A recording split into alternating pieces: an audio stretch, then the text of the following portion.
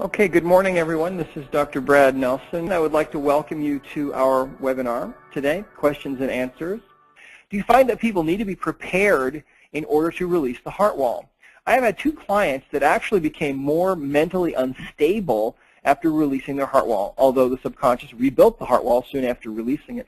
If so, how should we safely approach this? Should we be asking before releasing the heart wall if this is the right time for the heart wall to be released? Well, and that's a great question. Now, what I have found is that, and I have not ever asked that myself, okay, is this the right time for your heart wall to be released? Because what I have found is that if their subconscious mind is not ready to have that heart wall taken down, you simply, and of course in the flow chart, the very first question is, can we release a trapped emotion from your heart wall now? And if the subconscious mind is not ready to release that heart wall, it'll say no at that point. So, so that's what I found. I mean, if you want to ask if the time is right, you could certainly ask that. I never have, and again, if that subconscious mind isn't ready, it just won't give you those emotions. So for whatever reason, those people that you worked with, if you were able to release those emotions from them, which you were, they were ready to release those, but the time was okay, but for whatever reason, they rebuilt that wall, and sometimes that happens. So sometimes it's a process, and every single person is so different. See, you just never know. Let me explain something about this, okay? First of all,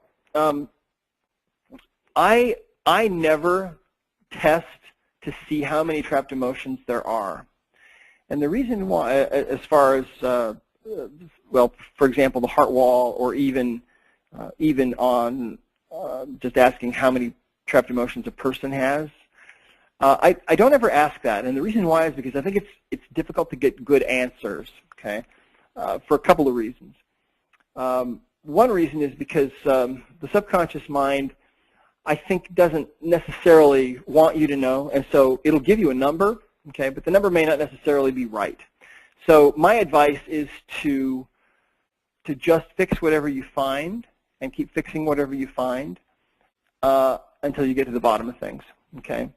Because what I found was when I was in practice, I would ask that question, and oftentimes it wasn't right. Now, another thing that you need to realize, too, is that the heart wall itself can be somewhat plastic, or in other words, I don't mean plastic, I mean changeable in the sense that maybe right now at this moment you've got 50 emotions making up your heart wall, and maybe your subconscious mind, as you're being worked on, decides that you're really comfortable with this person that's working with you, and maybe the subconscious mind decides, you know, I really do need to get rid of this wall.